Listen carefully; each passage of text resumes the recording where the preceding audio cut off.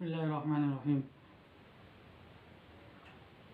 حضرت ابو ربیع رحمۃ اللہ علیہ کہتے ہیں کہ ایک گاؤں میں ایک عورت جس کا نام فضہ تھا بڑی مشہور تھی۔ فرماتے ہیں کہ میری عادت نہیں تھی کہ عورتوں سے ملوں، لیکن جب اس عورت کے بارے میں سنا، اس کے کرامات کے بارے میں، تو بڑا تعجب ہوا، اس سے ملنے کی خواہش پیدا ہوئی۔ تو میں سفر کر کے اس کے گاؤں میں گیا۔ اس کے بارے میں یہ مشہور تھا کہ اس کی بکری کے تھنوں سے دودھ اور شہد دونوں نکلتا ہے۔ یہ بکری کا تھن ہے، اس سے دودھ بھی نکلتا ہے اور ایک تھن سے شہد نکلتا ہے۔ تو میں نے راستے میں ایک نیا پیالہ خریدا اور پیالہ خرید کے میں اس کے پاس گیا اور میں نے اس فضہ نامی عورت سے کہا کہ ہم نے آپ کے بارے میں یہ سنا ہے۔ تو اس نے بکری میرے حوالے کر دی کہ آپ خود نکال لیں۔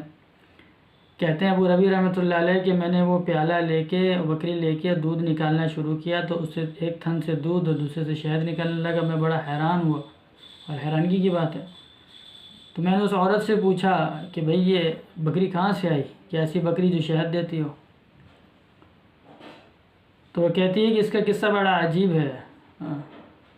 ایسے ہی اللہ تعالیٰ کے انوارات و برکات حاصل نہیں ہو جاتے، تھوڑی قربانی دینی پڑتی ہے، نفس کا مجاہدہ ہوتا ہے۔ کہتی ہے کہ بقرہ عید کا دن آیا، قربانی کا، عید الاضحیٰ کا۔ تو میرے شوہر نے کہا کہ قربانی کے دن ہے، ہمارے پاس یہ بکری ہے، ہم اس کو ذبح کر دیتے ہیں۔ تو میں نے اپنے شوہر سے کہا کہ ہم پر تو قربانی فرض نہیں، ہم تو خود فقر و فاقے کے اندر ہیں، اور یہ بکری ہمارا گزر بسر کا ذریعہ ہے، ہم اس کا دودھ پیتے ہیں اور اسی سے ہمارا نظام چلتا ہے، اس کو ہم کیسے ذبح کر دیں؟ ٹھیک ہے، نہیں کیا ذبح۔ کہ کچھ دنوں کے بعد ایک مہمان ہمارے گھر آ گیا، وہ ہمارے گھر پہ آ کے ٹھہر گیا۔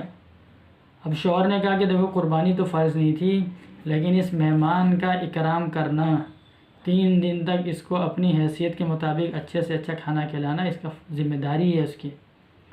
اور مہمان کو اللہ تعالیٰ نے بڑے مقام دیا ہے۔ حدیث کے اندر آتا ہے کہ مہمان جب آتا ہے تو اپنی روزی لے کر آتا ہے، اور جب جاتا ہے تو گھر والوں کی گناہوں کو لے کر جاتا ہے۔ صحابہ کے گھر اگر کبھی مہمان نہیں آتا تو صحابہ حیران پریشان ہوتے تھے کہ کہیں اللہ ہم سے ناراض تو نہیں ہو گیا کہ ہمارے گھر مہمان کیوں نہیں آ رہا۔ تو کہتا ہے وہ مہمان کی وجہ سے شوہر نے کہا کہ اس کو ہم ذبح کر دیتے ہیں۔ میں نے کہا ٹھیک ہے، اب تو یہ ہماری ذمہ داری ہے مہمان کا اکرام کرنا، اس کو ذبح کر دیتے ہیں۔ تو میں نے شوہر سے کہا کہ کیونکہ بچے ہیں، بکری کو ذبح ہوتے ہوئے دیکھیں گے، رونے لگیں گے، تو آپ ایسا کریں دیوار کے پیچھے لے جا کے وہاں پہ اس کو ذبح کر دیں۔ کہتے ہیں وہاں لے جا کر جب میں اس کو ذبح کرنے لگا اور بچے ادھر تھے، تو میں نے دیکھا کہ گھر کے برآمدے میں یا دیوار پہ میں نے دیکھا گھر کے برآمدے میں ایک بکری، وہی بکری چل رہی ہے۔ تو میں نے یہ خیال کیا کہ یہ بکری شاید اس کے ہاتھوں سے چھوٹ گئی ہے، میرے شوہر کے ہاتھوں سے۔ تو میں وہ بکری ایسے کان سے پکڑ کے دوبارہ اپنے شوہر کے پاس لے کے گئی کہ تمہارے ہاتھ سے چھوٹ گئی ہے۔ تو وہاں جا کر میں نے دیکھا تو وہ بکری جو تھی وہ اس کو ذبح کر رہا تھا شوہر میرا۔ تو یہ دوسری بکری اللہ تبارک و تعالیٰ نے بھیجی، اور آج تک اس کے ایک تھن سے دودھ آتا ہے، ایک سے شہد آتا ہے۔ اور اس کے بعد اپنے بیٹوں کو نصیحت، اپنے بچوں کو نصیحت کی اس عورت نے کہ اے میرے بچوں، یہ بکری لوگوں کے دلوں میں چرتی ہے، جب تک تمہارے دلوں میں کھوٹ نہیں آئے گا، صحیح رہیں گے، اس وقت تک یہ بکری بھی صحیح رہے گی۔ تو میرے عزیزو، مہمان کو اللہ تعالیٰ نے بہت مقام دیا ہے، بہت مرتبہ دیا ہے۔ مہمان کی برکت سے اللہ تعالیٰ بہت راستے کھولتا ہے۔ تو اگر گھروں پہ مہمان آتے ہیں تو اس پر خوش ہوا کریں، خوش ہوا کریں۔ 3 دن تک تو ذمہ داری ہے کہ 3 دن تک اپنی حیثیت کے مطابق، جو آپ کی حیثیت ہے، اگر آپ دال کھانے کے حیثیت والے ہیں تو اپنی حیثیت کے مطابق اچھے سے اچھا اس کو 3 دن تک کھلانا۔ اس میں بھی علماء نے لکھا ہے کہ پہلے دن سب سے اعلیٰ ہو، اس کے اگلے دن تھوڑا سا کم ہو، تیسرے دن تھوڑا سا کم ہو۔ بہرحال بہت مسائل ہیں کہ آپ مہمان سے پوچھ بھی سکتے ہیں کہ بھائی آپ کا قیام کتنے دن کا ہے۔